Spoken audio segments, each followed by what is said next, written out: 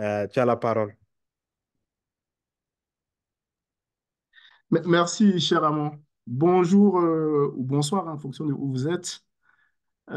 C'est un réel plaisir pour moi donc d'être avec vous aujourd'hui à l'occasion du Sénat qui a réussi à être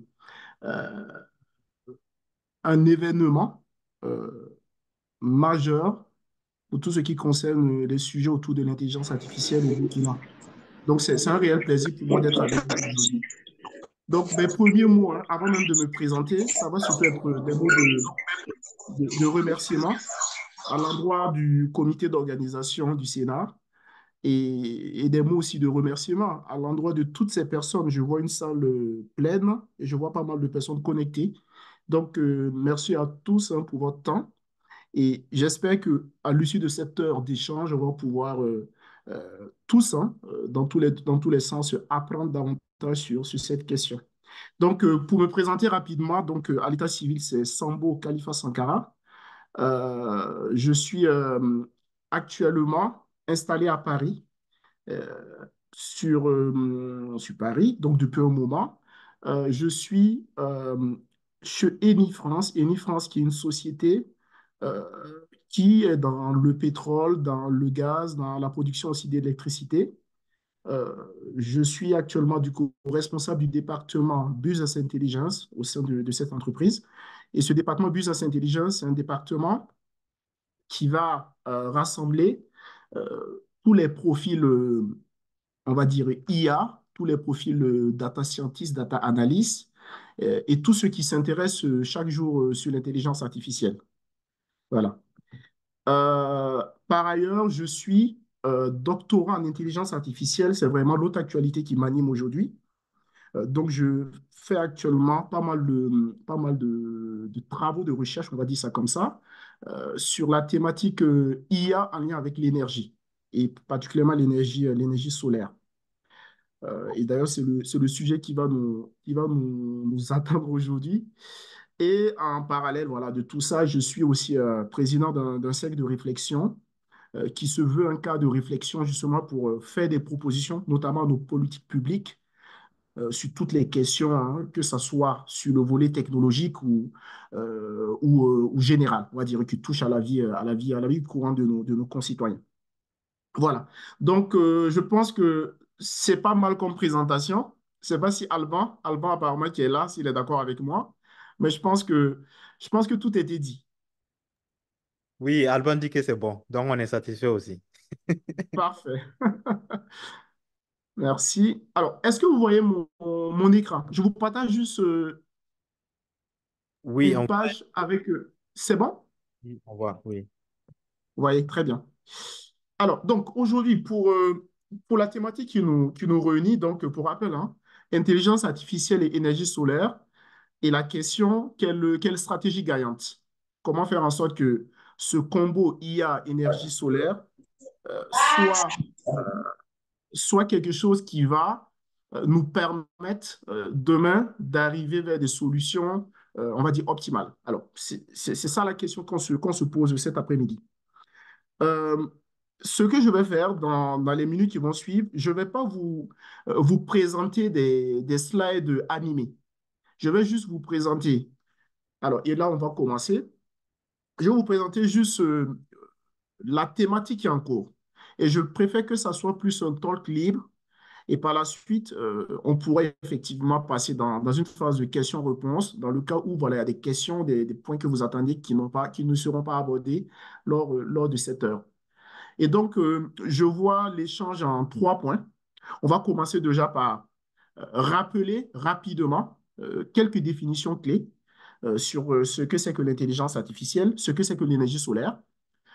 Dans un deuxième temps, on fera un focus sur le contexte énergétique, en commençant de façon globale, hein, dans le monde, ensuite en Afrique, pour terminer au Burkina. Aujourd'hui, quand on parle d'énergie de façon globale, quelle est son actualité? Ça, c'est le premier point. Et ensuite, quelle est l'actualité de l'énergie solaire?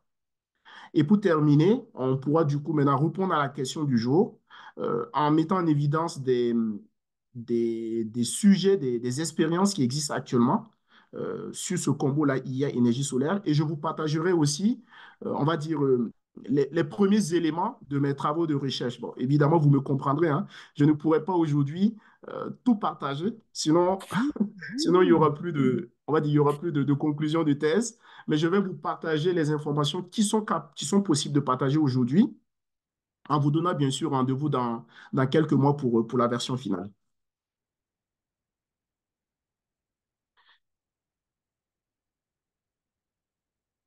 Alors, c'est bon, tout, vous voyez bien mon écran en définition. On est d'accord? On voit. OK, très bien. Alors, donc, commençons du coup par les définitions de l'IA. Alors, c'est quoi l'intelligence artificielle? Bon, je pense que j'arrive peut-être en troisième position lors de cette journée. Donc, vous avez sans doute déjà entendu la définition de l'IA, mais il est important quand même de rappeler c'est quoi l'IA. Donc, pour rappel, l'IA, ça va être un processus qui va permettre de simuler l'intelligence humaine à travers voilà, l'utilisation de machines, de robots, pour justement créer des alternatives à l'intelligence humaine. Voilà, c'est ce on peut retenir comme définition sur l'IA. Ensuite, pour définir aussi l'IA, voilà, j'ai souvent cette habitude de prendre quelques dates rapides qui permettent aussi de comprendre la chronologie et l'évolution de cette intelligence artificielle. Donc, la date référente, hein, ça va toujours être la fameuse conférence de Dartmouth en 1956, qui a marqué, on va dire, la création, en tout cas, c'est la première fois où on parle officiellement d'intelligence artificielle lors de cette conférence aux États-Unis. Et par la suite, on va entrer dans une phase où on va de plus en plus développer des outils, notamment des robots, pour essayer de tester ce que cette intelligence artificielle pouvait apporter. Alors, il faut savoir que les premiers résultats ne sont pas forcément concluants, dans le sens où on a pas mal d'échecs au départ, jusqu'aux années 77, où finalement, les robots qui sont mis en place arrivent à avoir des résultats vraiment très significatifs. On a par exemple l'exemple de la machine Deep Blue d'IBM qui a réussi en 1997 à affronter un champion du monde de jeu des échecs et à le battre. Et on a plus récemment, 2005, la voiture autonome qui est créée pour la première fois, 2016, AlphaGo, qui met une machine, Google, pardon, qui met une machine AlphaGo qui arrive à battre le champion du monde du jeu de Go. Et tout dernièrement, 2022, là, on va dire c'est l'apothéose. C'est finalement l'événement qui permet euh, au grand public de savoir c'est quoi l'intelligence artificielle. Donc, c'est le lancement de ChatGPT.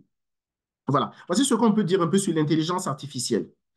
Ensuite, pour le deuxième sujet qui va nous animer aujourd'hui, alors plutôt le secteur pour lequel l'intelligence artificielle va s'appliquer aujourd'hui, c'est l'énergie. Alors, il faut savoir quand on parle d'énergie solaire, c'est un thème qui est très ancien. Voilà, ça date de l'Antiquité. Et la première fois où on parle vraiment d'énergie solaire, c'est au temps où le système Scaphia, qui était utilisé par les Grecs, a réussi à allumer pour la première fois la flamme olympique. Alors, c'est d'ailleurs même un sujet d'actualité. Pour la petite parenthèse, la flamme olympique dont les JO auront lieu à Paris cet été a été allumée en Grèce il y a quelques jours. Et la première fois où on parle d'énergie solaire, c'est justement dans ce cadre-là. On utilise un système Scapia qui permet justement d'allumer la flamme olympique. Ça date depuis l'Antiquité. Et par la suite, dans le 18e siècle, on a des travaux, des chercheurs qui commencent à avancer de façon curieuse sur cette question. Et on a notamment Salomon de Gosse qui va, pour la première fois, avec un miroir, réussir à introduire un système énergétique derrière. Donc, le miroir qui a été créé pour appeler par François Villette. Ensuite, dans les années 1850, on a un nouveau concept qui arrive qui va se poser la question suivante. Comment on peut utiliser justement ce miroir-là, en tout cas ces plaques qui ont ces reflets de miroir, pour capter de l'électricité. Et on a par la suite Edmond Becquerel, qui est celui qui va découvrir l'effet photovoltaïque en 1800, dans les années 1830. Plus tard, en 1900, on a les premiers éléments qui composent la cellule voltaïque qui vont apparaître.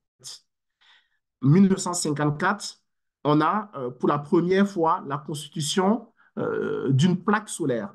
Mais il faut savoir qu'à l'époque, cette plaque solaire était constituée que de 6% de matière organique qui permettent justement avec le silicium de produire de l'électricité. Et on va rentrer plutôt par la suite dans une phase, on va dire, de test, de création, de retest, de recréation, si on peut utiliser ces mots-là, qui vont finalement permettre d'aboutir en 1973 à la première fois où on équipe une maison d'un système de cellules photovoltaïques. Donc, ça remonte du coup à une cinquantaine d'années, la première fois qu'on utilise des plaques solaires pour alimenter une maison. Et quelques années plus tard, on va utiliser le même système pour alimenter une voiture. Voilà. Et de façon vulgarisée, c'est en 1995 qu'on commence à construire dans le monde les centrales solaires. Donc, c'est assez récent, on va dire. Ça fait environ, on va dire quoi, 30 ans que la première centrale solaire a été créée dans le monde. Alors, il faut savoir que lorsqu'on crée les premières centrales solaires, c'était quelque chose d'assez compliqué.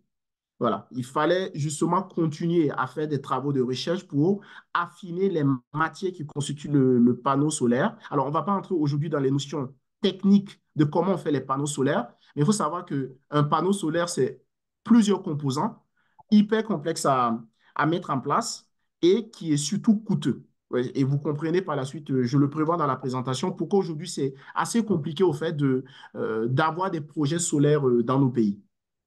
Voilà. Donc, ce qu'il faut retenir de cette présentation sur l'énergie solaire, c'est que l'énergie solaire, c'est quelque chose qui reste assez récente quand même, hein. Parce que c'est en 1995 qu'on commence à créer les premières plaques solaires et les centrales avec les plaques solaires. Alors, une fois fini ces présentations, on va petit à petit rentrer du coup dans le vif du sujet. Mais avant de parler de stratégie IA en lien avec l'énergie solaire, il est important ici de rappeler le contexte énergétique et la place de l'énergie solaire. On commencera déjà par parler de ce contexte dans le monde. Aujourd'hui, où en est-on? Quand on parle de quelle est la place de l'énergie de façon globale dans le monde? Alors, moi, j'aime bien utiliser les chiffres et surtout utiliser des dates comparatives parce que ça permet de voir l'évolution des choses. 1973-2021, les chiffres sont là et les chiffres que je vous partage sont issus de l'Agence internationale de l'énergie, AIE, qui dit que entre 1973 et 2021, la consommation énergétique dans le monde a progressé de 118%. Alors, dit comme ça, vous me direz, hein, c'est pas exceptionnel parce qu'évidemment, pendant cette période aussi, on a la population mondiale qui a fortement augmenté. Juste seulement que on constate que depuis 1990, la consommation énergétique progresse plus vite que la population. Ça veut dire que dans les années 70-80, si une personne avait besoin, par exemple, d'utiliser, euh, on va parler de façon financière hein, pour ne pas perdre les uns les autres, si une personne utilisait, par exemple, 1000 francs d'électricité dans les années 80, à partir des années 90, cette personne va utiliser deux fois, trois fois cette électricité. Et pas parce que seulement les prix ont augmenté, hein, c'est pas que ça. C'est parce que, évidemment, on a le monde qui évolue, on a beaucoup plus d'appareils, on n'utilise pas, c'est pas que la lumière, on a les ordinateurs aujourd'hui, on a pas mal de choses qui nécessitent de l'électricité et de l'énergie. Et donc, aujourd'hui, le constat dans le monde, c'est que les réserves énergétiques vont, si on continue dans cette lancée, ne pourront pas supporter la population mondiale dans les prochaines années. Ça, c'est un constat qui est là et qui est partagé par tous les experts. Ensuite, quand on regarde la répartition de l'énergie, quand je dis que la consommation énergétique progresse de façon plus vite que la population mondiale, on se rend compte que dans l'énergie qui est utilisée, il y a environ 80% qui concerne l'énergie fossile. Donc, quand on parle d'énergie fossile, c'est le gaz, c'est le pétrole, Ce sont ces matières-là qui sont plus en évidence. Et on n'a que 20% d'énergie renouvelable. Et la part des énergies renouvelables dans le monde, c'est 30% porté par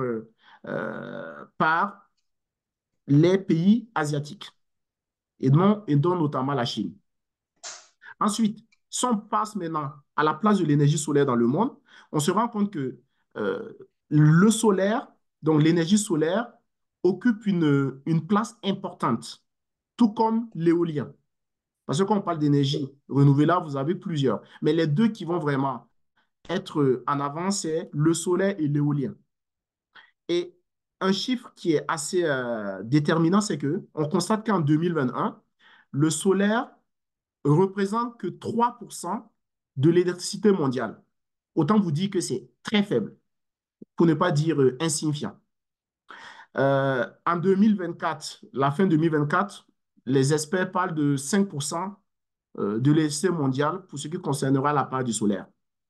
Et la Chine, à elle seule, c'est 30% de l'électricité photovoltaïque dans le monde, suivi par des pays comme l'Allemagne, 20%, et d'autres pays américains. Ensuite, si on passe maintenant en Afrique, le contexte énergétique et la place de l'énergie solaire en Afrique, euh, on se rend compte qu'en Afrique, le mix, il est encore plus saisissant. Le contraste, il est plus saisissant. Dans le monde, je vous disais tout à l'heure, on a 80% d'énergie fossile, 20% d'énergie renouvelable. En Afrique, c'est 90% d'énergie fossile et du coup 10% d'énergie renouvelable. Mais là où c'est un peu choquant, si je peux utiliser cette notion, c'est que l'Afrique produit environ 19% des énergies fossiles. Alors, énergie fossile ici, j'entends pétrole, gaz, hein, entre autres, mais que l'Afrique, en produisant quasiment 20% d'énergie fossile, consomme que 3%. Donc là, on commence à être dans une situation qui n'est pas très logique.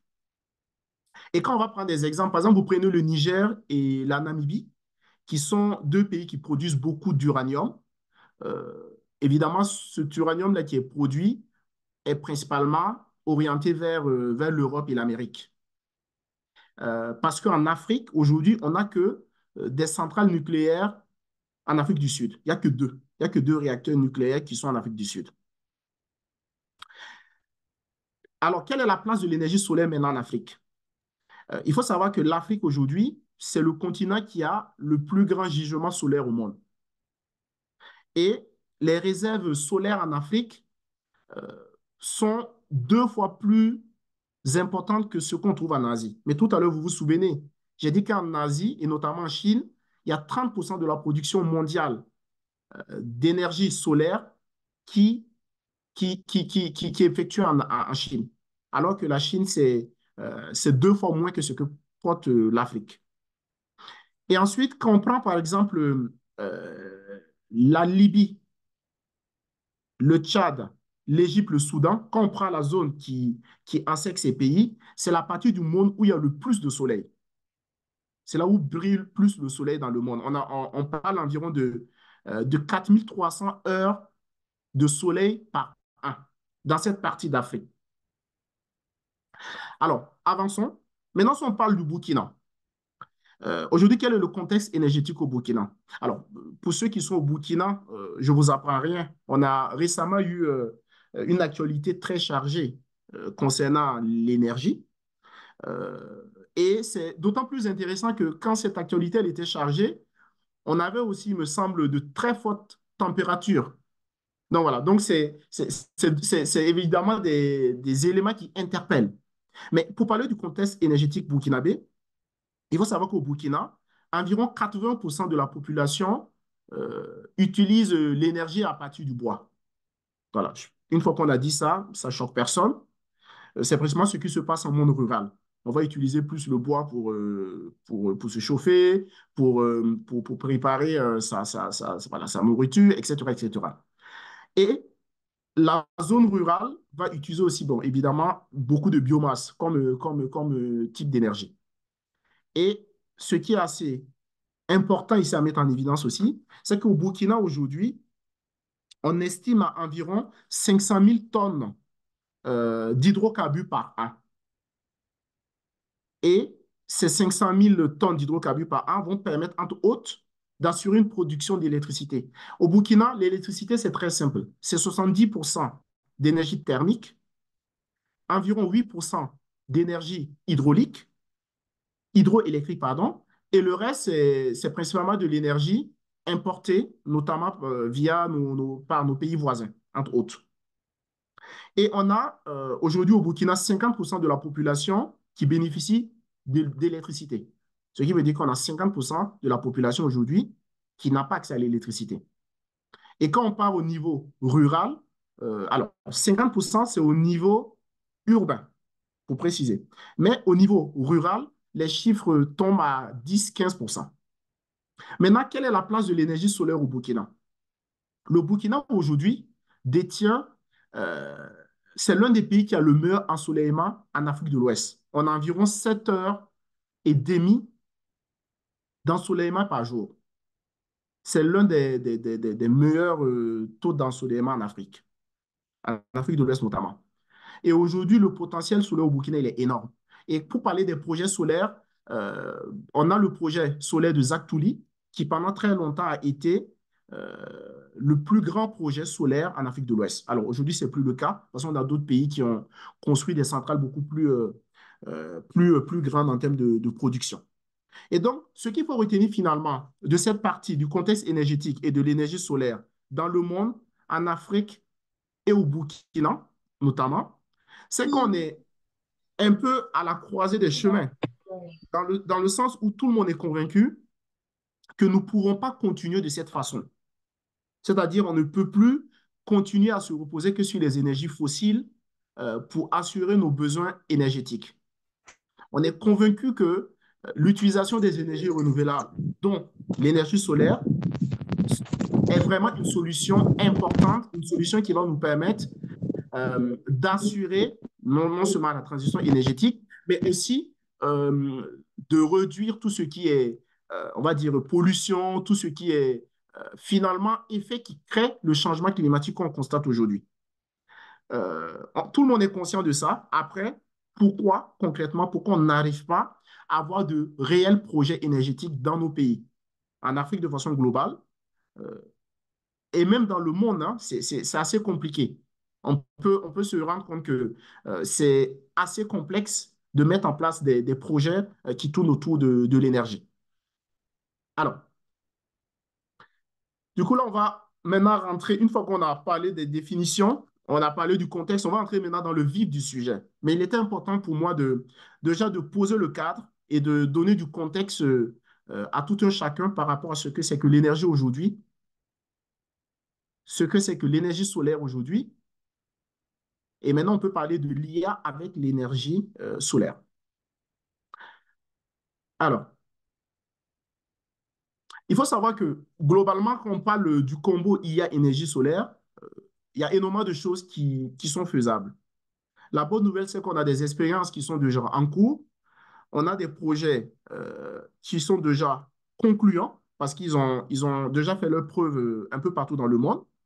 Mais je vais vous citer quelques éléments, quelques exemples d'utilisation de l'IA avec l'énergie solaire. L'IA va permettre, par exemple, d'anticiper tout ce qui va tourner autour des phénomènes d'exploitation. Alors, qu'est-ce que j'appelle phénomène d'exploitation? Il faut savoir aujourd'hui que pour une centrale solaire, donc vous avez des plaques solaires, je prends l'exemple toujours de Zaktouli, voilà, c'est concret, et peut-être ça parlera à pas mal de personnes de cette audience. À Zaktouli, quand vous arrivez, surtout quand vous arrivez au mois de février, donc vous avez environ, je pense, plus de 80 000 plaques. Et quand vous prenez ces plaques solaires, la problématique première, c'est la poussière. Il y a énormément de poussière qui se dépose. Et pour nettoyer ces plaques, vous n'avez qu'un seul tracteur qui va évidemment faire des choix aléatoires, qui va aller à gauche, à droite, qui va essayer de nettoyer les plaques pour assurer une production efficace. L'une des choses que l'IA permet de faire, c'est ça déjà. C'est de mettre de l'intelligence dans la gestion des plaques solaires. Et c'est une des solutions sur lesquelles je travaille aujourd'hui, c'est de mettre en place des systèmes de détection, des capteurs au niveau des plaques solaires pour identifier de façon intelligente les plaques qu'il faut nettoyer en priorité. Ça, c'est la chose la plus simple à faire. Ensuite, lorsque ces détecteurs-là envoient le message que les plaques doivent être nettoyées, on peut avoir ici des drones. On a des drones aujourd'hui qui commencent à être utilisés, notamment à la centrale de Ouarzazate, que j'ai eu l'occasion de visiter. C'est la plus grande centrale en Afrique. Ça se trouve au Maroc. Ils l'utilisent là-bas. Donc, on a des drones qui passent en fonction de la détection de poussière ou d'autres phénomènes. Et là, j'ai pris l'exemple de la poussière, mais il n'y a pas que la poussière. Donc, les plaques, une fois que la détection est faite, les drones passent et nettoient en envoyant des jets d'eau, voilà, ou en envoyant des éléments, en tout cas, qui permettent de nettoyer ces plaques. Donc, ça, c'est la chose la plus simple qui est faisable.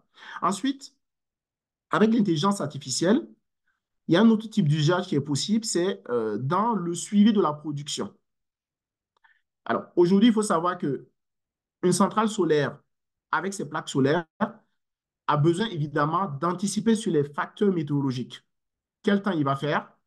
Est-ce qu'aujourd'hui, c'est le jour où j'aurai le plus on va dire, de chances d'avoir une production efficace? Aujourd'hui, c'est des éléments qui sont facilement détectables avec des modèles qui vont notamment se baser sur des données d'historique.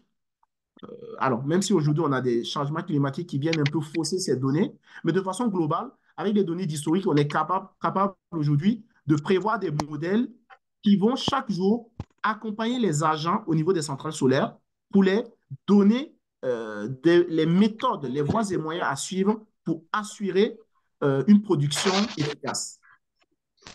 Ensuite, on va utiliser aussi l'intelligence artificielle pour identifier les facteurs qui vont augmenter la productivité.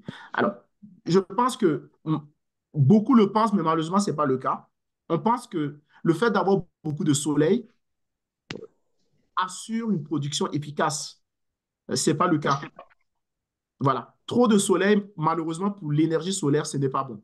Donc, il faut réussir à trouver le bon équilibre, on va dire la bonne température pour que les plaques solaires produisent de façon efficace. Et aujourd'hui, on est en train de travailler sur des modèles IA pour accompagner les centrales solaires dans ce sens.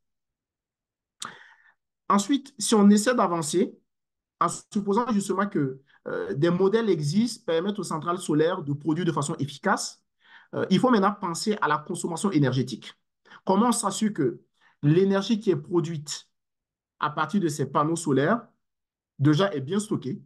Parce que ce qu'il faut savoir, c'est que euh, les panneaux solaires et l'industrie du solaire dépend beaucoup du climat. Et donc, évidemment, quand il pleut beaucoup, on ne va pas beaucoup produire. Et quand il pleut moins, on va de plus en plus produire. Donc, il faut arriver à stocker pendant les périodes où on produit le mieux. Il faut arriver à stocker cette énergie-là. Ça, c'est la première étape. Et ensuite, il faut assurer la distribution. Et donc, aujourd'hui, ce qui se passe, c'est que la plupart des centrales solaires travaillent avec les sociétés d'électricité. Par exemple, le cas de Zagtouli, il travaille avec la Sonabel. On a la centrale, par exemple, de Dias au Sénégal, qui travaille aussi avec la Sénélec au Sénégal, pour justement mettre en évidence, envoyer cette énergie produite finalement dans le parc énergétique du pays. Et aujourd'hui, avec l'IA, on est capable aujourd'hui, et on y travaille, pour mettre en place des modèles pour améliorer ce flux-là, centrale solaire vers société de gestion énergétique. Et l'autre élément que je peux mettre en évidence aussi par rapport au type d'usage, ça va être d'identifier de façon en temps réel les anomalies. Voilà. Aujourd'hui, il faut savoir que dans toutes les centrales solaires, on a ce qu'on appelle les SCADA. Les SCADA, ce sont des outils de monitoring et de pilotage qui vous disent en temps réel euh, comment fonctionnent vos plaques solaires. Mais il faut savoir que ces SCADA-là qui existent partout, sont gérés pour la plupart par les bailleurs et ceux qui ont créé ces centrales. Voilà, c'est par exemple le cas de la plupart des centrales que j'ai eu l'occasion de visiter. C'est-à-dire la donnée n'est pas gérée au niveau de ces centrales. Et lorsqu'on a un problème, par exemple, avec cet outil de supervision, on est obligé de solliciter la maison mère qui se trouve soit en Espagne, soit en France, pour faire des opérations de maintenance avant qu'on puisse continuer. Et personnellement, je trouve ça assez choquant, dans le sens où aujourd'hui, on est capable euh, d'avoir ces intelligences-là, de créer des SCADA qui seront pilotés depuis les centrales et qui permettraient justement d'éviter ces périodes de flottement. Parce que sans centrale, et sans SCADA, pardon, votre centrale fonctionne de façon aveugle. Donc, vous ne voyez rien du tout. Vous ne savez pas ce que vous produisez. Vous ne voyez pas les plaques qui sont défaillantes. Vous ne voyez pas les opérations de maintenance que vous devez mettre en place. Donc, dans le cadre de la thèse que je suis en train de mener, je prévois de mettre en place justement aussi un système de SCADA, on va dire V2, V2 qui serait adapté justement à nos centrales solaires, qui les permettrait d'avoir aussi cette indépendance dans le monitoring au quotidien de leurs panneaux solaires au sein de leur centrale. Alors, je vais vous parler maintenant des expériences. Alors, tout à l'heure, je vous parlais de ce qu'on peut faire avec l'IA dans le domaine du solaire. Maintenant, je vais vous parler d'exemples concrets, c'est-à-dire d'éléments qui existent aujourd'hui. On a par exemple deux expériences que je veux mettre en évidence, qui sont toutes les deux françaises. La première est créée par Bouygues Énergie et Services. Alors, Bouygues, c'est une société de téléphonie française et sa filiale Énergie Services a réussi à mettre en place justement un SCADA V2. Donc, le SCADA, pour rappel, tout à l'heure, je disais, c'est l'outil qui permet de monitorer les centrales solaires. Donc, ça vous permet de voir votre production, de voir les défaillances en cours et du coup d'anticiper sur des actions. Donc, Bouygues Energy et Services a mis en place un modèle qui permet aujourd'hui de suivre de façon plus efficace la production énergétique au sein des centrales solaires. Et cette solution a été révolutionnaire car elle a permis d'accroître de façon efficace la production dans les centrales solaires, notamment euh, allemandes. Il faut savoir qu'en Allemagne, ils utilisent beaucoup de solaire. Et ça représente environ 20% même du parc mondial. Et donc, Bouygues Telecom, avec sa filiale Energies Services, a réussi à mettre en place ce système-là. Et c'est un système qui marche très bien. Alors aujourd'hui, c'est un système qui est très coûteux. Et donc, si on doit, par exemple, l'instancier à Zatouli ou à Dias, je prends ces deux centrales parce que c'est les exemples qui me viennent en tête, ça serait assez coûteux. Et c'est pourquoi nous, on essaie justement de mettre en place des SCADA aussi qui seraient adaptés à nos pays, à moins de coûts. L'autre expérience dont je veux vous parler, c'est Engie. Engie, qui est une société énergétique française aussi. C'est une filiale de EDF qui a mis en place un système qui s'appelle Darwin. Donc, pour ceux qui sont curieux, je vous invite vraiment à aller regarder ce système-là. Darwin, ça s'écrit D-A-R-W-I-N. Darwin, c'est un peu comme le système qui a mis en place Bouygues Energies Services, mais Darwin fait beaucoup plus, dans le sens où Darwin va permettre de collecter en temps réel les données, de tester aussi en temps réel les besoins énergétiques. C'est-à-dire, par exemple, c'est comme si vous avez un système qui vous dit, aujourd'hui, par exemple, à PC, en temps réel, on a besoin de X pourcent d'énergie par rapport au total qu'on a. Un système qui va vous dire qu'à Koudougou, à l'instant T, voici nos besoins. Un système qui va vous dire à Bobo Dioulasso, à l'instant T, voici nos besoins. Et en fonction de ça, c'est améliorer, ça dit, c'est peut-être activer l'usage de certaines plaques solaires. Et c'est ce qu'ils font aujourd'hui de plus en plus, parce que dans les pays, par exemple, américains notamment, ils n'utilisent pas forcément toutes les plaques en même temps. Donc, vous allez avoir, par exemple, une centrale solaire avec 10 000 plaques solaires, mais vous avez à l'instant T que 4 000 plaques qui produisent. Et en fonction des besoins, ils décident de réactiver ou plutôt d'activer d'autres plaques pour la production. Et ça aussi, c'est une solution intelligente qui permet finalement de ne pas dépenser sans être sûr de produire au maximum l'énergie qu'il faut. Donc voilà. Donc Darwin, c'est un système qui est assez révolutionnaire qui permet de le faire. Alors, maintenant, je vais vous parler des limites. Les limites finalement du combo IA et énergie solaire, ce sont des limites qui sont plus portées euh, par les différences de l'énergie solaire. Par exemple, il faut savoir aujourd'hui que l'énergie solaire, euh, ce n'est pas une énergie qui est compétitive, par exemple, face au nucléaire. Par exemple, pourquoi? Parce qu'avec l'énergie solaire aujourd'hui, vous ne pouvez pas assurer une production importante d'énergie. Alors, si vous devez faire une production importante d'énergie, vous êtes obligé de le faire sur une très grande surface. Donc ça, c'est la première limite de l'énergie solaire. Ensuite, l'autre limite assez claire, c'est que quand vous prenez un panneau solaire aujourd'hui, sa durée de vie, c'est 25 ans. Alors, d'après les experts qui créent les panneaux solaires, j'en crée pas, mais je me base sur les données des experts. Un panneau solaire a une durée de vie d'environ 25 ans.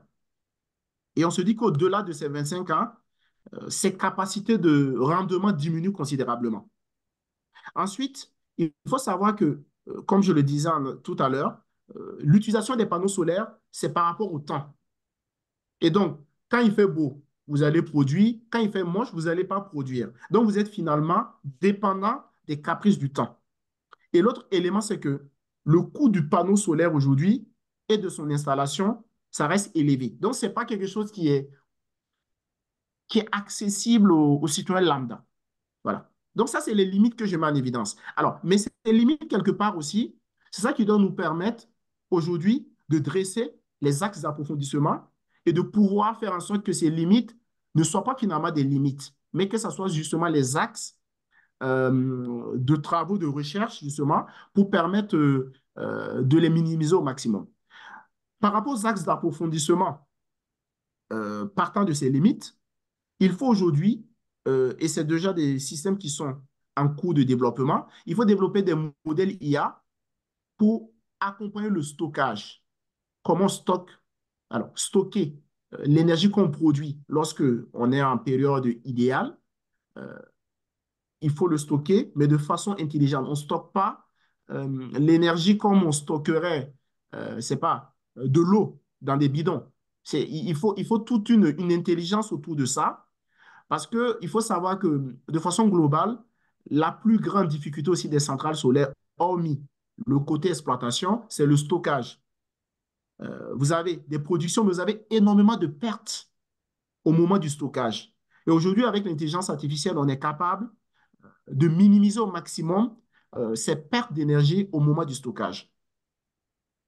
Ensuite, l'autre axe d'approfondissement que je propose, c'est de mettre en place une stratégie pour permettre aux centrales solaires de fonctionner avec le maximum d'IA. Alors, une fois que j'ai dit ça, malheureusement, et c'est l'inquiétude que beaucoup peuvent avoir, ça veut dire que c'est moins d'emplois. Ça veut dire que si demain, par exemple, vous décidez de créer une centrale solaire qui s'étend sur 10 hectares, vous avez besoin allez, on va dire d'une cinquantaine de personnes. Aujourd'hui, grâce à l'IA, vous êtes capable aujourd'hui de fonctionner avec 10 personnes. 10 personnes qui vont être là pour plus manipuler des modèles et pour déclencher des actions, on va dire, manuelles à très faible valeur. Alors, évidemment, ce n'est pas l'idéal, hein, parce qu'on va dire, on fait perdre de l'emploi, c'est vrai, je suis d'accord. Mais si on veut demain faire passer un cap à nos pays, parce qu'on a du soleil, le soleil, tout le monde l'a, on l'a, tout le monde est unanime, on a le soleil. Mais aujourd'hui, on n'arrive pas à mener des projets intéressants sur le soleil parce qu'on est tout le temps bloqué par les limites. Et il faut qu'on arrive à dépasser ces limites-là. Donc, dans l'exemple que je prenais tout à l'heure, sur les 50 salariés, dont du coup vous perdez 40 parce que vous avez besoin que de 10, ben, les 40, on trouvera des emplois pour eux. Moi, je préfère qu'on pense comme ça. Il ne faut pas qu'on se dise que c'est 40 emplois perdus, donc il ne faut rien faire. Non. Donc, il faut vraiment utiliser les modèles IA, faire en sorte que les centrales solaires que nous avons puissent utiliser à fond des modèles IA pour produire de façon efficace. C'est le test que nous allons effectuer dans les prochains mois, notamment à Zachtouli, avec ce qu'on est en train de préparer. On fera un test et on verra comment ça réagit. Mais alors, quand je dis on fera un test d'utilisation maximum d'IA qui se fera en parallèle avec évidemment tout ce qui existe actuellement à Zachtouli et on verra les retombées. On verra si c'est efficace ou pas. L'autre élément d'axe d'approfondissement que je mets en évidence ici, c'est de travailler à faire en sorte que le citoyen lambda aujourd'hui puisse accéder de façon facile aux panneaux solaires. Alors, l'exemple qu'on a aujourd'hui, moi j'étais au téléphone il y a 2 semaines avec la famille à Ouaga et j'ai une cousine qui m'expliquait qu'elle venait d'acquérir euh, un système de ventilateur, je pense, un truc comme ça, qui fonctionnait avec des panneaux solaires. Alors, donc, on a par exemple là un exemple concret de l'utilisation des panneaux solaires. Et comment cette personne l'utilise? Cette personne, en journée, laisse son appareil au soleil, évidemment. Donc, la batterie est chargée. Et le soir, même s'il y a des coupures, même s'il y a des délestages, la personne est sûre au moins de dormir avec de l'air frais. Aujourd'hui, il faut qu'on arrive, et là, il faut clairement une volonté politique, parce que ça ne se fera pas par les privés. Il faut une volonté politique pour réussir euh, dé- finalement à vulgariser l'accès aux panneaux solaires.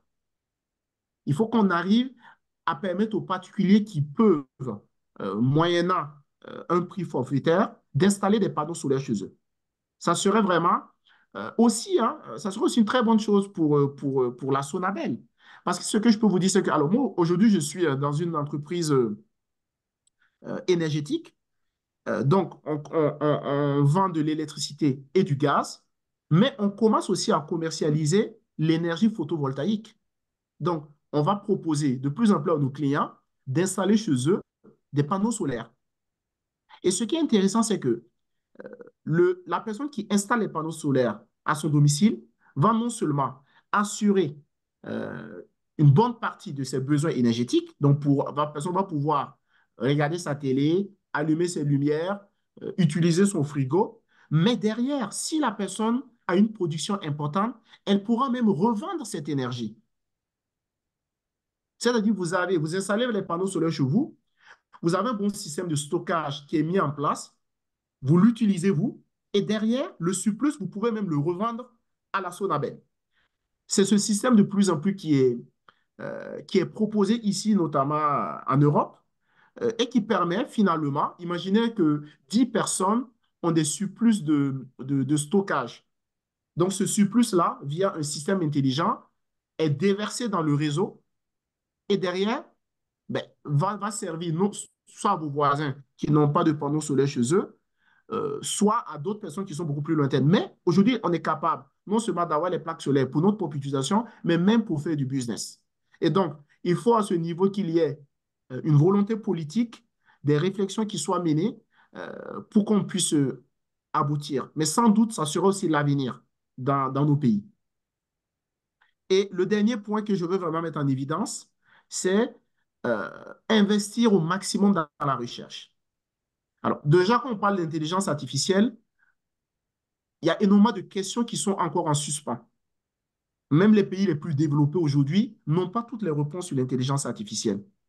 Donc, c'est une occasion belle de mener davantage des réflexions, d'avoir des personnes, soit via des bourses, soit par initiative personnelle, pour les amener à faire des recherches sur l'intelligence artificielle, sur comment cette intelligence artificielle peut accompagner des domaines comme le solaire, mais pas que. On a d'autres domaines qui sont à forte valeur ajoutée, hein. On a l'éducation, on a la santé, on a l'agriculture, on a plein de domaines pour lesquels l'intelligence artificielle aujourd'hui peut apporter ça touche pour que les choses avancent plus vite. Et donc, moi, je suis vraiment euh, un fervent supporter de toutes ces initiatives-là qui vont aller dans le sens de la recherche et de la mise en place concrète de modèles IA adaptés à l'usage, par exemple, des énergies solaires. Voilà. Je vais m'arrêter là et prendre des questions ou des demandes d'approfondissement dans le si y en a bien sûr. Je vous remercie. Ok, merci Khalifa pour voilà, cette première introduction. Je suppose que c'est une introduction hein, parce que j'espère que les discussions vont élargir un peu voilà, ce point-là. Alors, ceux qui ont des questions, d'abord dans la salle, est-ce qu'il y a des gens, j'ai vu des gens qui prenaient des notes. Est-ce que vous avez des questions? Vous pouvez euh, y aller. Quelqu'un? Peut-être je commence à côté d'abord, oui. D'accord. Bon, merci. Bonsoir. Moi, c'est Linkema Tigwene Gervais Stanislas. Je suis développeur logiciel, électronicien et développeur IoT. Je remercie notre, disons, le présentateur pour les idées qu'il nous a données. On pourra travailler sur ces idées justement avec notre équipe. Mais maintenant, la question que moi je veux savoir, bon, il ne suffit pas de faire la recherche. Une fois que nous avons trouvé une solution, nous avons développé notre prototype et il fonctionne. Vers où partir? Je dis cela parce que on a eu à travailler avec notre équipe sur beaucoup, disons, sur différents, sur des domaines en intégrant l'intelligence artificielle. On est parvenu à créer des prototypes. Le prototype est là, il est déposé, mais on n'a nulle part justement où aller. Il n'y a pas de fonds. Bon, l'État, on n'a pas encore croisé des fonds justement de l'État qui partent dans ce sens pour justement financer les projets technologiques. On n'a pas non plus vu dans le privé peut-être des structures qui accueillent justement là les gens qui ont des idées, qui ont développé des projets finis et fonctionnels pour continuer. Je dis ça parce que actuellement nous avons un prototype justement pour la gestion de l'énergie. On va dire la gestion efficace de l'énergie à travers la domotique pour la régulation automatique de la clim en fonction des capteurs bon, avec les capteurs disons, qui calculent la température des lieux et en fonction de cela ajustent la clim pour rationaliser l'énergie. On a aussi d'autres prototypes où on a intégré l'intelligence artificielle, des détecteurs, disons, ça c'est la sécurité domicile, des détecteurs de gaz ou de fuite d'incendie qui peuvent utiliser l'intelligence artificielle pour appeler les utilisateurs sur leur téléphone ou appeler les sapeurs-pompiers pour la localisation des lieux. Ça qui est développé, déjà, les hackathons, on a remporté des prix, mais ça se limite à là. Jusqu'à là, il n'y a pas un endroit où on peut aller, justement là, pour peut-être se lancer dans la production. C'est comme si, au fait, on a fait un travail, je ne vais pas dire nul. C'est vrai, on a appris, mais je ne vois pas l'utilité de continuer, justement, ces recherches, de continuer à produire des solutions si ces solutions ne sont pas accompagnées. Donc, moi, pour que vous avez une structure, justement, où vous mûrissez des idées, est-ce que cette structure-là accompagne les jeunes qui ont des solutions innovantes? Et si oui, comment rentrer en contact avec celle-ci? Merci. Ok, merci le nom, s'il vous Et plaît. Ninkema Stanislas. Stanislas, merci à Stanislas. Donc, comment on fait? On prend une série de questions ou tu préfères aller un à un? On peut prendre la série et après, je reprendrai tous ensemble. Ok, donc, bon, comme il y a des dames là-bas, on va aller comme ça. Oui, allez-y. Un instant.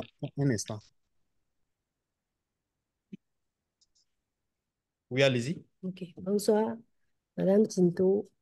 Je suis responsable fuel à Camusat Burkina. Oui, c'est pas une question, mais c'est des préoccupations qu'on a dans notre société. Et vous avez eu à parler de... Les problèmes qu'on rencontre, c'est généralement les saisons pluvieuses où les panneaux ne produisent plus. Parce que moi, je gère le carburant. Chaque mois, je dois voir la consommation des carburants sur site. Maintenant, avec les petites sociétés comme Camusat, c'est pas une petite société, mais par rapport aux... Je sais pas des centrales nucléaires, c'est des sites on gère, des sites de Orange Burkina. Voilà, mais peut-être nous, à notre niveau, qu'est-ce qu'on peut faire pour pouvoir stocker et, comme vous avez dit, de l'énergie, par exemple, au moment des saisons pluvieuses, pour pouvoir les réutiliser, si c'est possible dans notre cas. Je vous remercie. Merci. Ok, merci. Voilà. Merci à vous. Oui, oui, une autre. Si c'est bon? Ok, donc vous.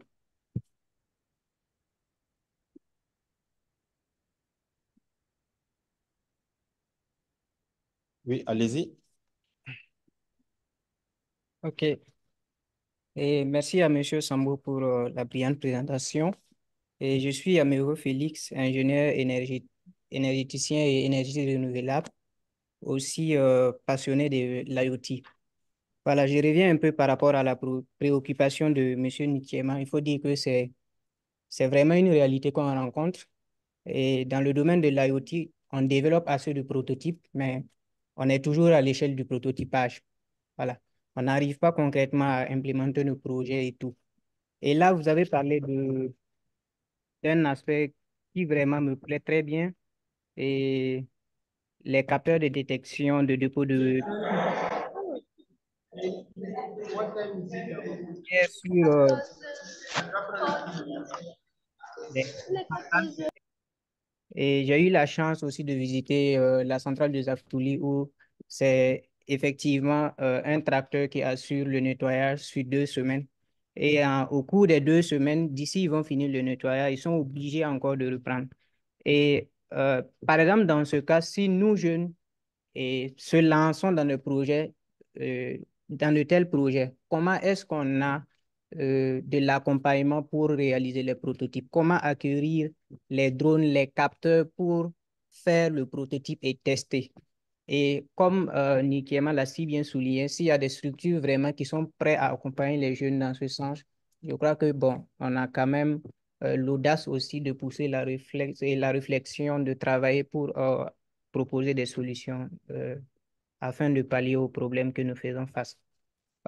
Également, j'ai une question sur le stockage de l'énergie et l'intelligence artificielle. Vous avez dit qu'aujourd'hui, ce sont des sujets de réflexion. Je veux savoir comment est-ce que ici au Burkina Faso, on arrive à concevoir des modèles d'IA adaptés à nos systèmes de stockage ici, vu que la température est une condition vraiment qui joue beaucoup sur le stockage de nos systèmes solaires. Merci. OK, Merci à vous. merci. Je pense qu'on va... il y a certains qui sont en ligne qui ont levé la main, mais on peut d'abord finir ceux qui sont là. Et puis, on fait une deuxième session série pour ceux qui sont en ligne. Pour permettre peut-être quand on a quelques réponses qui peuvent alimenter ceux qui sont en ligne. Donc, D'accord. on y va. Ouais.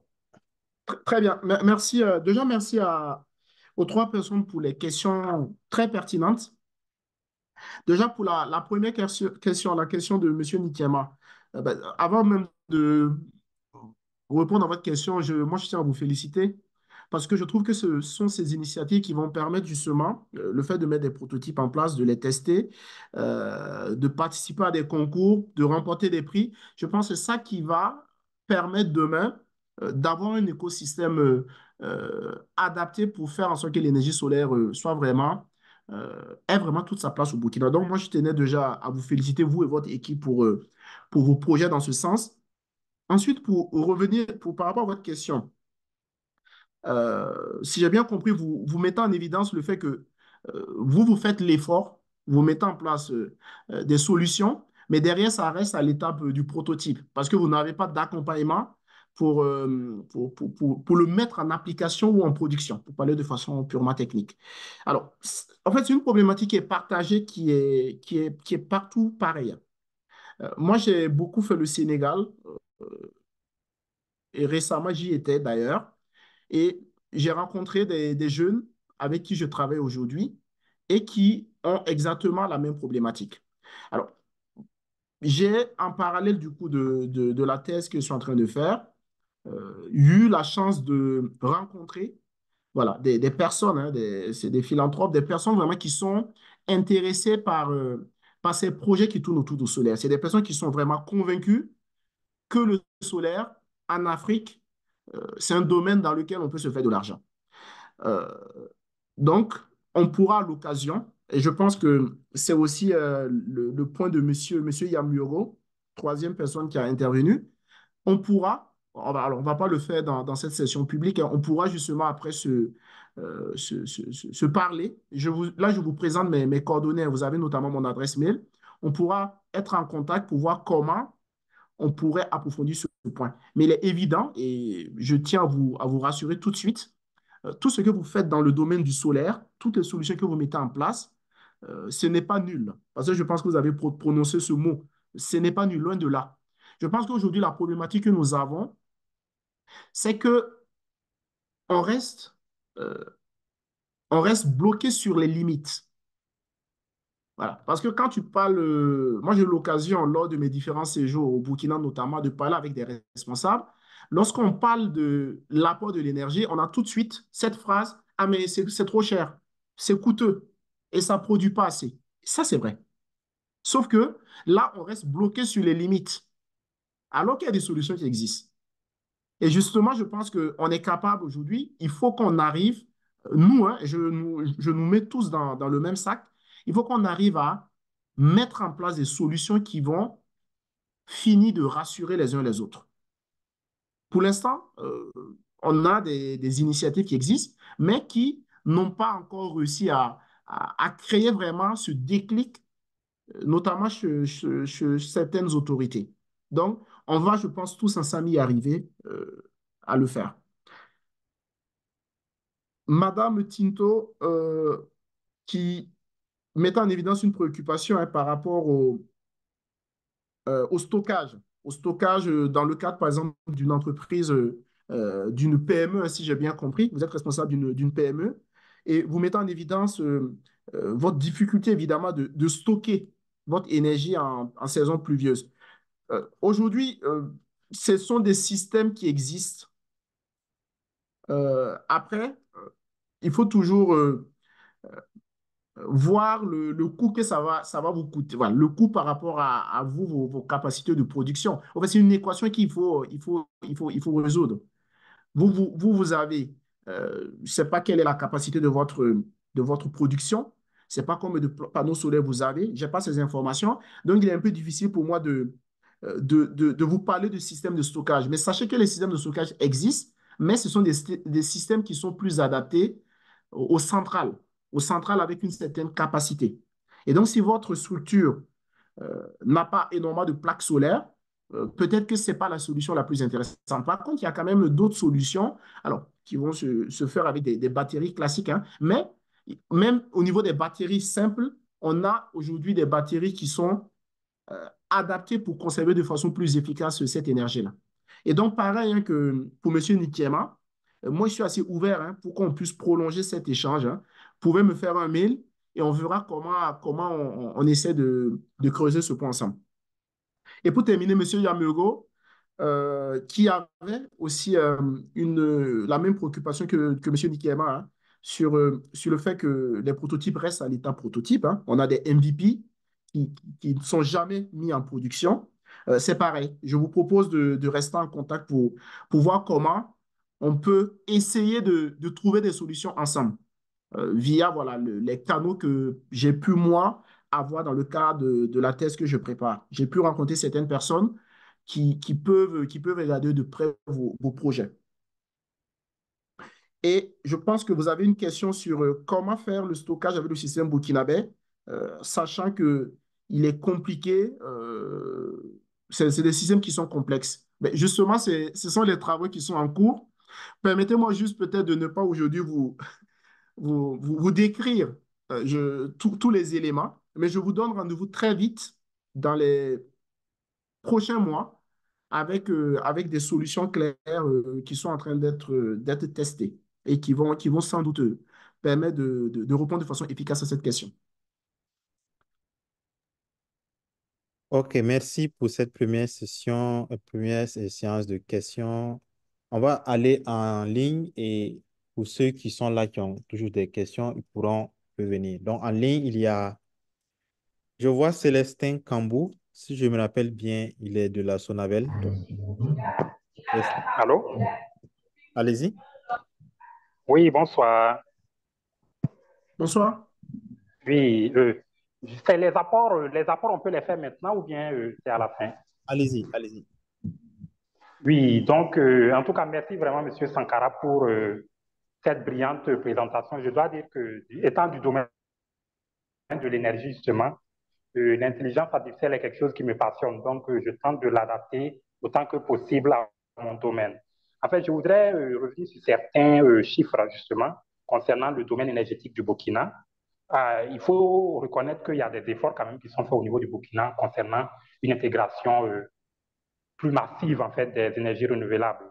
À titre d'exemple, en 2022, par exemple, on peut l'estimation, les centrales solaires représentaient autour de 14% au niveau du Burkina en termes de capacité de production. Voilà, c'est un peu ça. Et aussi, je dois aussi dire que l'une des grandes problématiques en fait de l'intégration même des énergies renouvelables, en plus de ce qu'a dit monsieur le présentateur, c'est aussi le fait que les centrales, les systèmes en fait, les onduleurs qu'utilisent ces centrales actuellement n'ont pas cette capacité-là de pouvoir participer à la stabilisation en fait du réseau, chose que les centrales thermiques peuvent faire. Donc en fait, la problématique, c'est de pouvoir avoir des onduleurs qui puissent permettre justement cette participation en fait de ces centrales solaires. Je pense que j'ai eu à faire un travail quand même sur ça, sur la modélisation en fait du comportement des onduleurs. En fait, c'est un algorithme qui permet aux onduleurs de pouvoir se comporter comme les centrales thermiques afin de pouvoir stabiliser le réseau quand on a des problèmes. Voilà, c'est un peu ça. Et merci en tout cas pour cette brillante présentation. Merci à vous, Monsieur Cambou. Donc, je rappelle que, Je reviendrai dans le commentaire plus tard. voilà, merci. Donc, je rappelle que Célestin Cambo a fait une présentation l'année passée sur le solaire et l'IA et c'est disponible sur YouTube. Il a développé un algorithme. Donc, peut-être, Khalifa, vous pouvez vous connecter et échanger davantage. Donc, Armand, je vois Armand qui a levé la main. Vas-y. Ok, merci pour cette bien présentation. En fait, c'est la seconde fois que je suis en intervention sur le troisième. Moi, je voudrais réagir, en fait, par rapport à une réaction du public et puis aussi euh, lancer le débat sur un point qui occupe par rapport à l'énergie. D'abord, j'ai entendu une intervention, en fait, de une équipe qui a développé des prototypes. Euh, En fait, nous, en fait, nous sommes une structure qui sommes dans l'accompagnement des entrepreneurs, en fait. Et notre spécialité, c'est justement faire des études, monter des dossiers, en fait, pour ce type de projet. Et notamment, ce qui est en général plus encouragement, en fait, dans l'écosystème, c'est quand, en fait, l'équipe a déjà développé un prototype et qui marche et qui fonctionne, en fait. Donc, les données ont montré que le taux de succès, en fait, d'un tel entrepreneur est beaucoup plus que quelqu'un qui vient avec sa simple idée. Seulement, je veux interpeller sur plusieurs points. Il y a des difficultés, en fait, qui sont liées de part et d'autre de l'entrepreneur, qui fait que très souvent, tu peux avoir un prototype techniquement fonctionnel, mais qui n'est pas viable, en fait. Donc, on n'a pas de modèle économique qui puisse faire en sorte que l'entreprise derrière que tu vas mettre en place va générer de l'argent. Mais le plus souvent même, c'est des entrepreneurs engagés, en fait. L'entrepreneur, en général, n'est pas assez engagé pour porter l'idée. Parce que de façon générale, pour porter ce type de projet, ça demande beaucoup beaucoup d'implication et de discipline et de combativité. Ça se retrouve pas en fait des statistiques que nous avons. Et enfin, il y a aussi et il y a un problème d'équipe.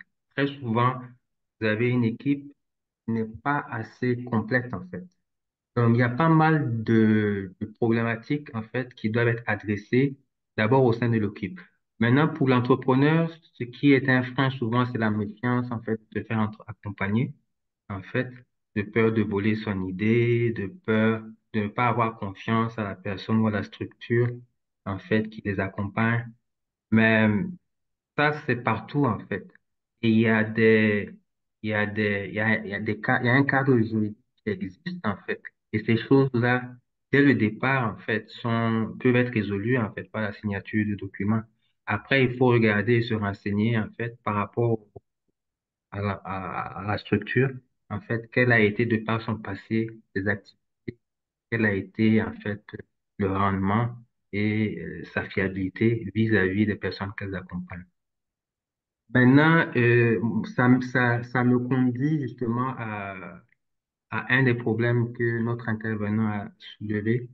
C'est aujourd'hui avec le solaire, euh, euh, il est indiscutable que l'Afrique et le Burkina en fait regorgent beaucoup d'énergie solaire à revendre en fait. Mais la problématique qui a été soulevée, c'est qu'on n'arrive pas, je crois, à stocker convenablement. Euh, Est-ce qu'il n'y a pas lieu, est-ce que l'Afrique n'a pas un problème, l'Afrique de façon générale et le Burkina de façon spécifique, n'a pas un problème en termes d'orientation, d'investissement dans la recherche et orienter sa recherche vers des produits qui pourront être bénéfiques à long terme à nos États, en fait.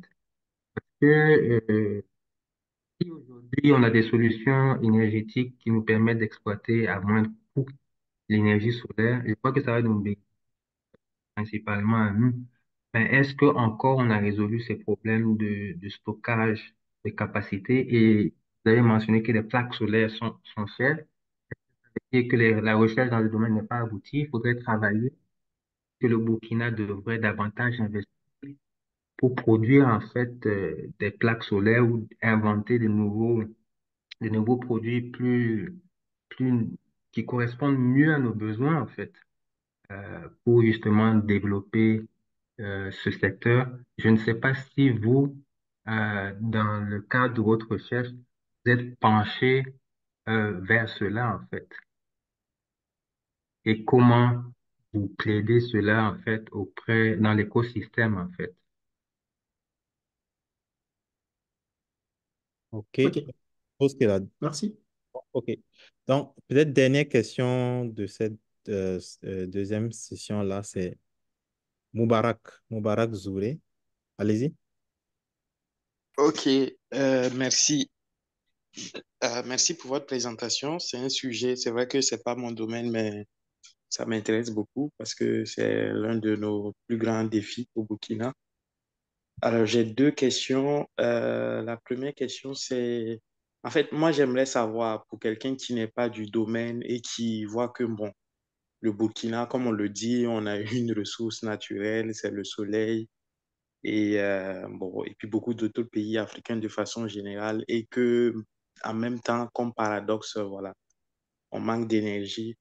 Donc, je voulais savoir, c'est quoi le principal blocage, en fait, je veux dire technologique, scientifique même, voilà, pour pouvoir avoir des centrales solaires qui alimentent, en fait, les industries et puis les citoyens. C'est quoi le principal blocage technologique? Et la deuxième question, c'était est-ce que ce type je vais dire, de source d'énergie est adapté pour alimenter des infrastructures de data center? Voilà, sachant que, bon, en Afrique, bon, c'est des infrastructures qui consomment beaucoup, alors du mégawatt. Donc, et puis bon, on n'a pas beaucoup d'énergie. Et donc, est-ce que c'est une opportunité? Vous voyez que c'est une opportunité et en quoi? Et sinon, bon, il y a quel type de verrou en fait actuellement? Voilà mes deux questions. Merci. Voilà. Donc, je pense qu'on peut, ça c'est la deuxième série, on peut aller avec ça. Très bien. Merci, Amon. Oui, alors donc, Monsieur Célestin Cambou de la Sonabel, merci énormément pour vos contributions, pour les chiffres que vous avez mis en évidence. J'ai noté. Centrale Soleil, 14% en termes de contribution pour l'année 2022. Je suis totalement aligné avec votre point sur la problématique euh, qui met en évidence le fait que le thermique ici, pourquoi on utilise le thermique? On utilise le thermique parce qu'effectivement, c'est beaucoup plus simple. Je suis d'accord avec vous. Euh, Moi, je pense aussi que on utilise aussi le thermique parce que dans nos pays, je ne parle pas que du Burkina, je parle de façon globale dans nos pays, parce que juste pour la petite parenthèse, et contrairement à ce que beaucoup ont pensé, les, les délestages que nous avons eus récemment, ce n'était pas que au Burkina, hein. Ça touchait plusieurs pays en Afrique de l'Ouest. Ça, c'est important de le préciser. Mais je pense surtout que il faut aussi que on essaie de se réinventer. Voilà. Parce que le thermique, pour moi, ça marche bien, mais c'est quelque part, c'est comme une solution facile qu'on a et pour laquelle on ne va jamais sortir si on n'essaie pas d'aller justement accentuer ce pourcentage d'utilisation du solaire. Donc, sinon, je partage totalement votre point. Et effectivement, j'aimerais, si possible, qu'on puisse rester en contact pour approfondir l'échange, monsieur Cambou. Ensuite, monsieur Armand, si j'ai bien noté, hein, de Yiki Lab Center, vous avez une structure qui accompagne et qui valorise les prototypes. Vous avez donné ici les points qui bloquent, les points de vigilance pour nos amis qui ont aujourd'hui des prototypes qui fonctionnent, mais qui manquent de financement. Euh, Après, vous me posez une question sur est-ce que l'Afrique aujourd'hui a un problème d'orientation euh, et de stockage?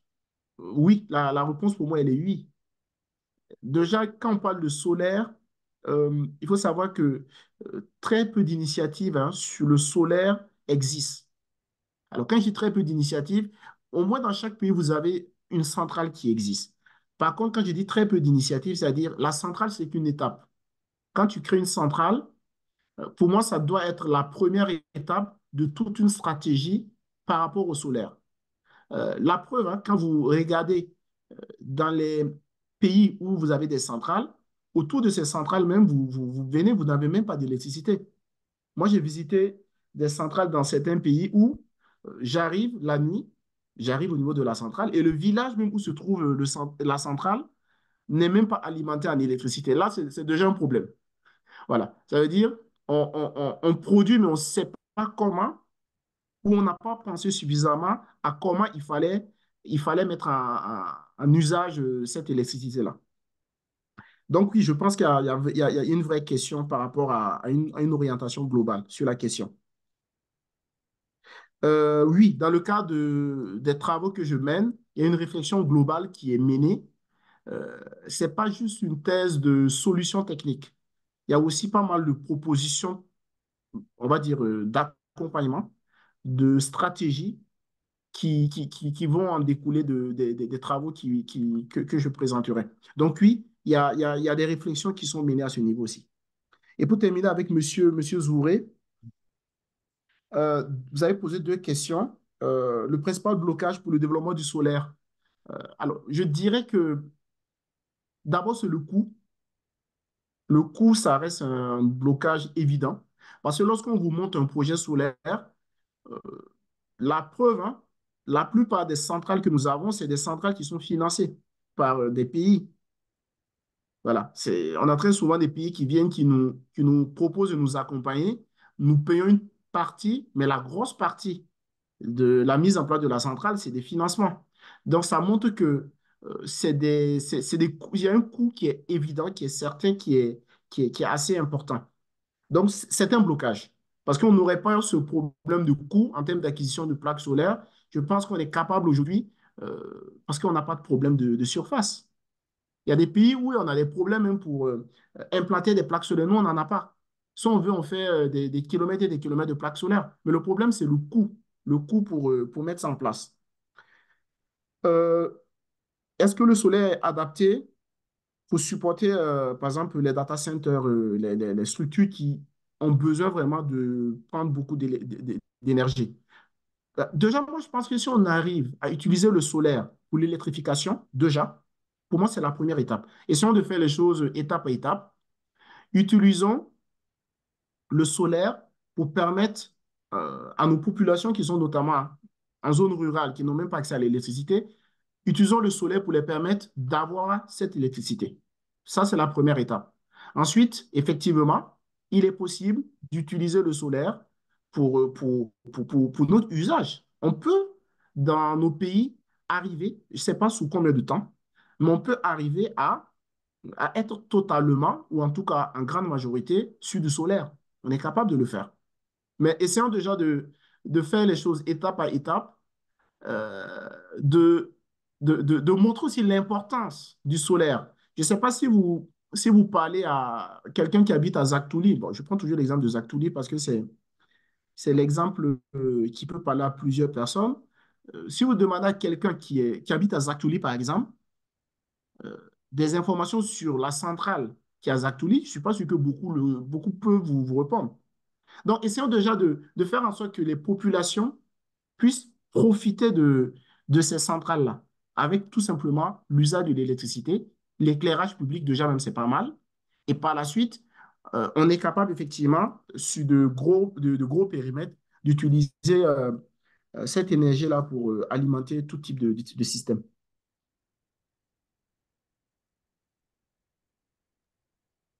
OK, merci encore pour cette deuxième série. Euh, Est-ce qu'il y a des questions dans la salle? Les mêmes? Vous aussi? Oui? Vous voulez intervenir? OK, est-ce que, Khalifa, tu peux reprendre la partie de Zach Souli, tu peux réexpliquer ça? Sur la dernière question? Oui, oui. Oui, Parce que oui. moi, je vis à Zagtouli. Je D'accord. ravitaille également le site de Zagtouli, là où il y a le Oui. centre. Je pas compris la question parce qu'il y a des délestages chez Oui. moi. Ah, Ah, il y a des délestages. Ah, dommage. Ouais. Ouais. ah, Après Zatouli, pour donner, je pense que M. Célestin Cambou, qui est de la Sonavel, peut aussi donner ces éléments. Il faut savoir que la centrale de Zatouli aujourd'hui, c'est vraiment une centrale qui contribue de façon efficace à notre capacité énergétique. En tout cas, c'est une centrale qui est majeure. Et lorsque moi je fais des pays comme le Sénégal ou le Ghana, on me parle beaucoup de la centrale de Zatouli. Parce que c'est une centrale qui a été, quand elle a été mise en place, c'était la plus grande centrale d'Afrique de l'Ouest en termes de capacité de production. Et je pense qu'il y a des rencontres qui se tiennent hein, entre les personnes qui gèrent les centrales un peu partout en Afrique. Et Zatouli est très bien positionné. Donc voilà, c'est vrai que bon, peut-être aujourd'hui, Zatouli ne vous permet pas, parce que la production qui est à Zatouli n'est pas forcément, en fait, elle n'est pas utilisée forcément pour alimenter en premier le Zatouli, mais sur le parc burkinabé, donc même pour la personne qui va se trouver en Manga ou à Fada, je pense que cette personne-là bénéficie de la production de Zatouli. Ça, c'était juste une petite précision à apporter. Dans les normes, Après, vous voulez que j'apporte un complément sur quoi? Sur Zatouli? C'est ce que tu disais, Amon? commentaire dit, normalement, c'est Zachtouli d'abord qui doit bénéficier parce qu'ils ont eu Ah, ah, des délestages à Zachtouli même hier, donc quand même, c'est quand même bizarre. par contre, par contre, c'est pas ce que j'ai dit, hein. Je tiens à clarifier là. J'ai pas dit que parce que c'est localisé à Zatouli, c'est Zatouli. Faut Ouais. pas, faut pas que les gens de la Sonabel me regardent bizarrement. C'est pas ce que j'ai dit. Je prenais juste l'exemple vous arrivez souvent dans des, alors Zatouli, ça reste Ouaga, on va dire. Zatouli, c'est Ouaga. Mais vous arrivez dans des villes ou dans des villages, dans certains pays, où la centrale se trouve vraiment dans un endroit où il n'y a pas d'électricité du tout. Et c'est là où le contraste est saisissant. Et là, on ne parle pas de délestage, on ne parle pas il y a eu coupure, il y a eu délestage. On parle vraiment du fait qu'il n'y a pas d'électricité dans cette zone. Et donc, c'était l'exemple que j'essaie de mettre en évidence quand je parlais du lieu et du positionnement de la centrale. OK. OK. Oui, donc avant Alban, donc oui, vas-y. OK. Donc, je reviens un peu sur une question. Vous avez évoqué le cas de Ouarazat dans vos discussions et avec le système de nettoyage avec les drones. Voilà, moi, c'est pas le système de nettoyage. Est-ce que je suis en train de penser, qu'est-ce qui bloque l'utilisation, la mise en place de la production d'électricité au Burkina Faso avec les collecteurs solaires au Burkina? C'est Monsieur Nikema qui prend la parole, c'est ça? Il y a Non, mieux. Yamiogo. Ah, Monsieur Yamego. OK. D'accord. Donc, votre question, c'est est-ce que qu'est-ce qui bloque la mise en place de projets solaires au Burkina? C'est ça votre question?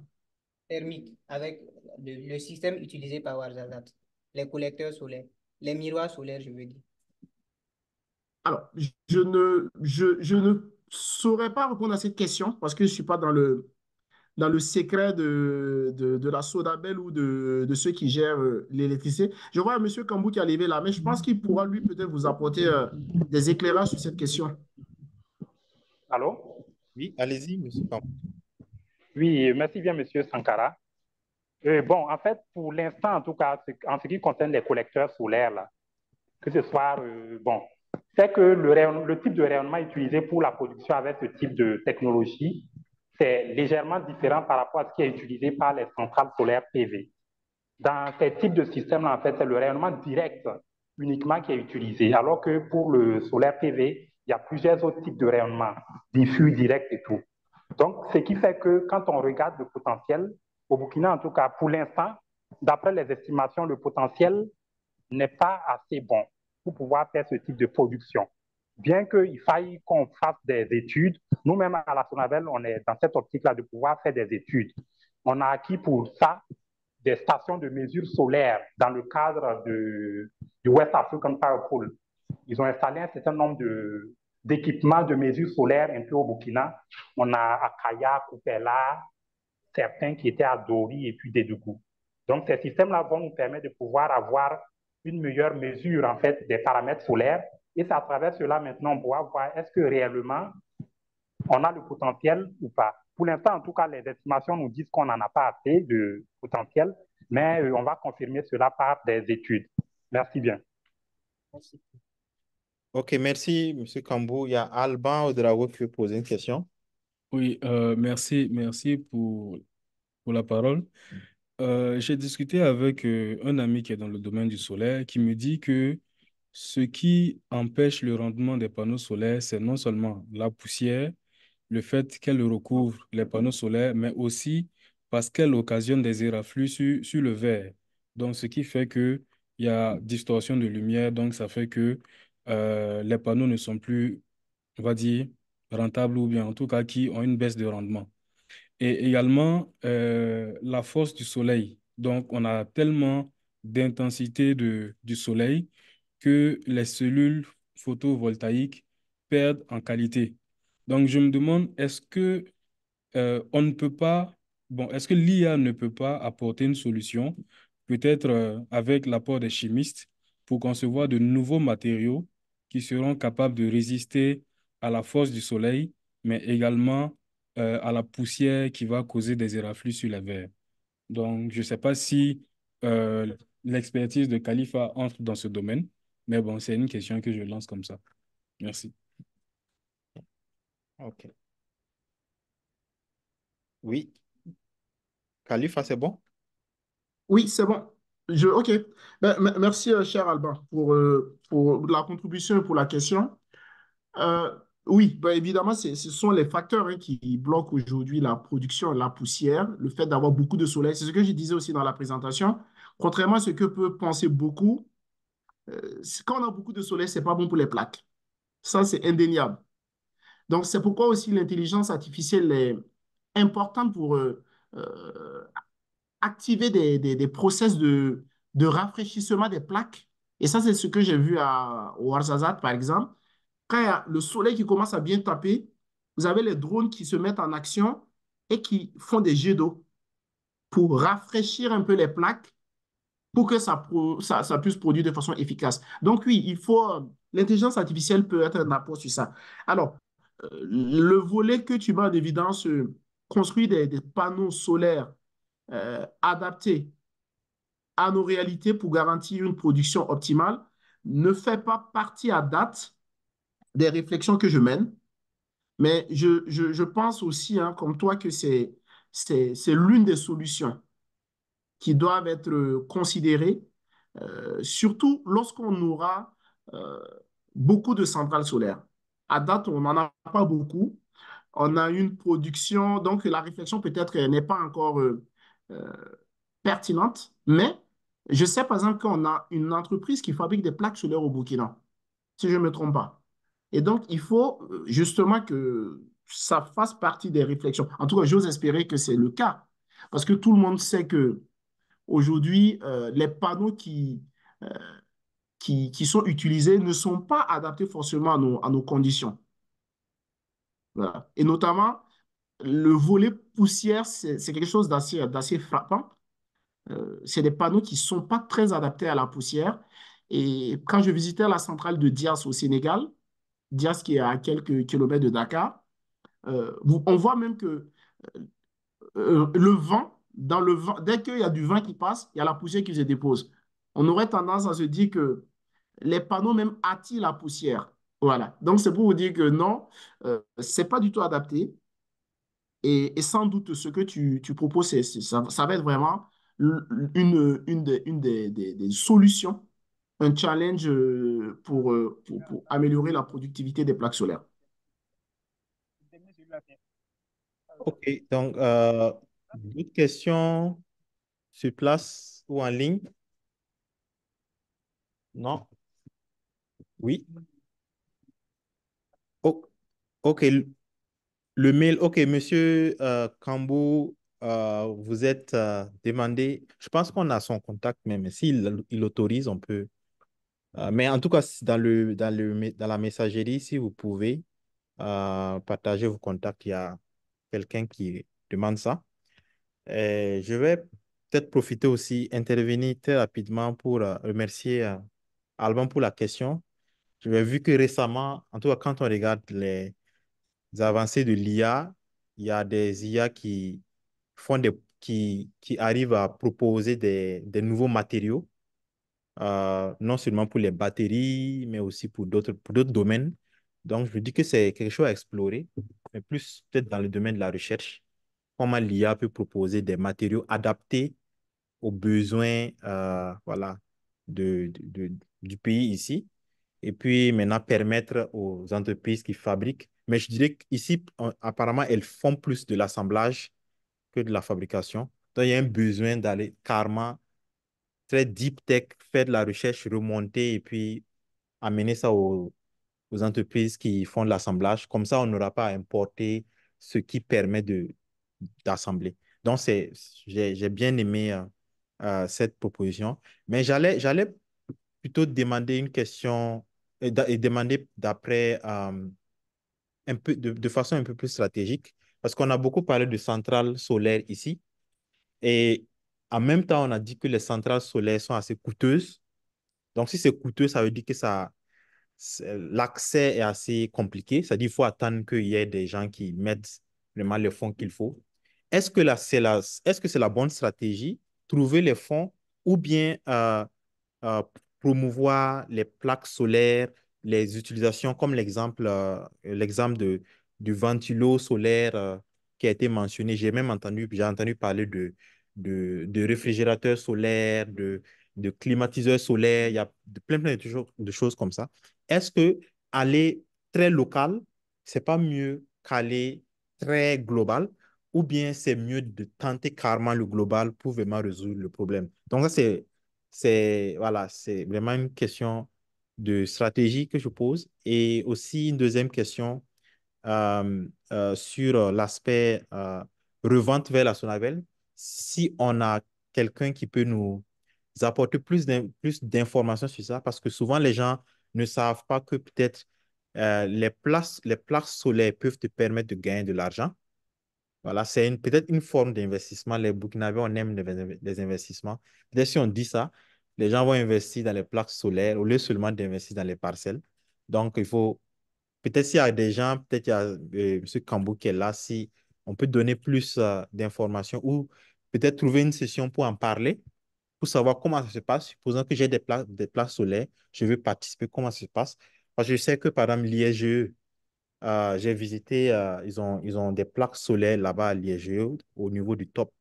Et ils ont un surplus qu'ils voilà, comptent en fait redonner à la Sonabel. Donc, c'est des modèles qui, si chaque entreprise le fait, ça peut être quand même intéressant pour, surtout dans le contexte, par exemple en avril où il y a une demande forte et tout ça. Donc, on a plus besoin d'informations sur ça. Et peut-être une dernière intervention sur nos amis entrepreneurs qui ont des prototypes. Peut-être qu'il y a un manque de la voie business. On peut être, il y a beaucoup d'ingénieurs qui ont des smarts, voilà, qui n'ont pas l'aspect business. Trouver des hommes d'affaires, trouver des gens qui ont du business, qui savent vendre. Et puis, concentrez-vous sur la clientèle. Peut-être que ce que vous mettez en place, c'est pas ce que les gens veulent. En tout cas, il y a une approche plus entrepreneuriale que technique. Comme quelqu'un l'a dû le mentionner, vous pouvez mettre en place quelque chose que personne ne veut. Ça peut peut-être faire ceci, cela, c'est magique, mais les gens ne, voilà, c'est pas ce que les gens veulent. Donc, il y a ce besoin d'accompagnement, mais pas seulement financier, mais surtout côté pratique entrepreneurial. Savoir que bon, ça prend du temps et un jour, ça explose. Donc, c'est ce que j'allais ajouter. Donc, c'était quelques points que j'avais ajoutés. Je pense qu'il y a des questions à l'intérieur. Peut-être qu'Alifa peut rebondir. Et voilà, merci. Oui, merci. Ouais, oui, tu as soulevé des points hyper importants. Euh, Ta question ou ta remarque par rapport à la stratégie, tenter global ou tenter local, c'est une vraie question.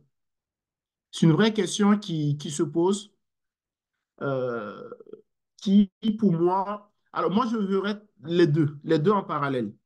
Euh, c'est vrai qu'aujourd'hui, on est plus axé sur le tenter global, mais on est sur du tenter global, mais sur des assises qui ne sont pas très élevées, voilà, par rapport à ce qu'on pourrait faire.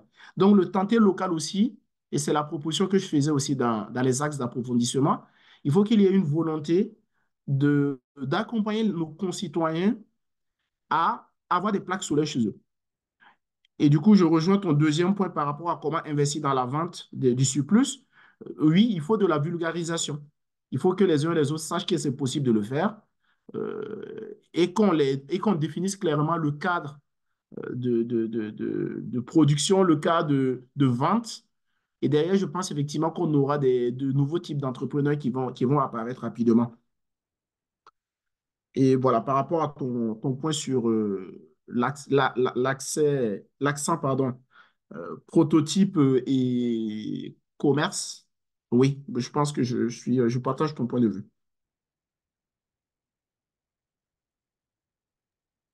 OK, merci. Est-ce que il y a d'autres points, d'autres questions en ligne, sur place? Vous êtes satisfait ou pas? Oui, oui.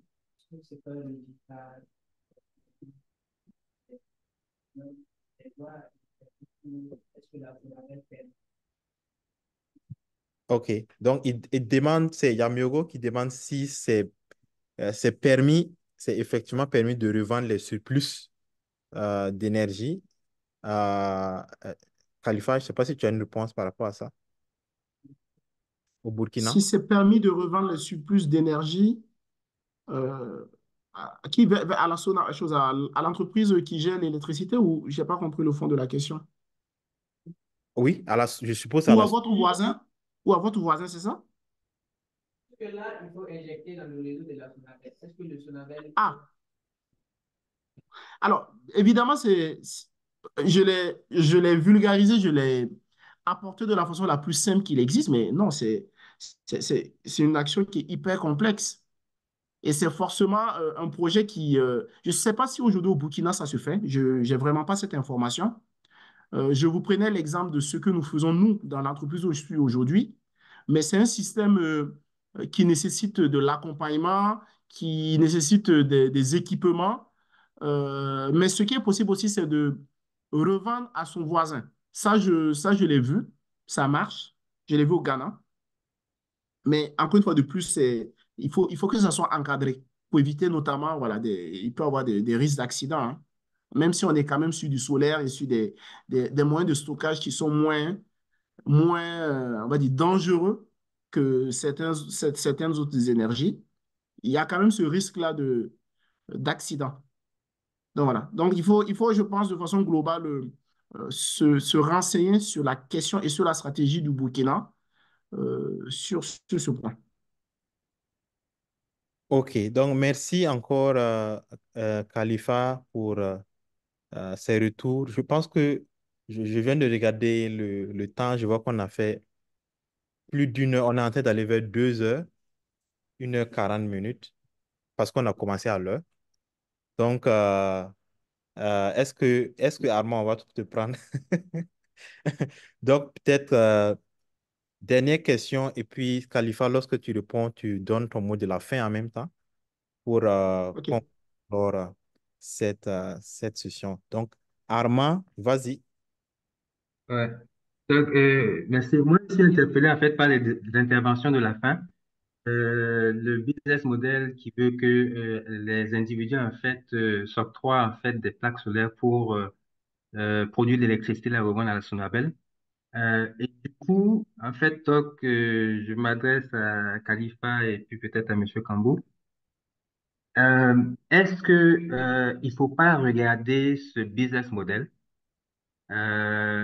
d'abord et ce qui va impliquer et un peu une intervention de l'IA en fait, parce que c'est assez complexe en fait, la revente de l'électricité que tu injectes dans le système, et ça va être certainement en fonction de la quantité, de l'heure, etc., d'un certain nombre de paramètres, et d'où l'application euh, de l'IA. Mais est-ce que aussi des études ont déjà été faites préalables pour voir si un tel modèle en fait est tenable? Et je ne sais pas ce que les lois de notre pays, en fait, est-ce que ça nous permet de faire cela et quels sont les enjeux à prendre en compte pour de tels modèles, en fait, au Burkina? OK, merci Armand. Donc, Khalifa, je pense que ce sera la dernière question et le mot de la fin en même temps.